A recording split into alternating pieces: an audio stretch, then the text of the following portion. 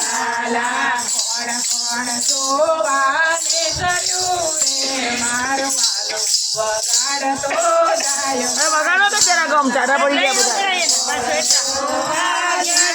બધા મારો વાલો વગાડતો જાય મારા વાલા ગણપતિ જોવાને કર્યા રે મારો વાલો વગાડતો જાય મારા વાલા ગણપતિ જોવાને કર્યા રે મારો વાલો વગાડતો જાય મારા વાલા તમારે દાદાનો એ તો જમતા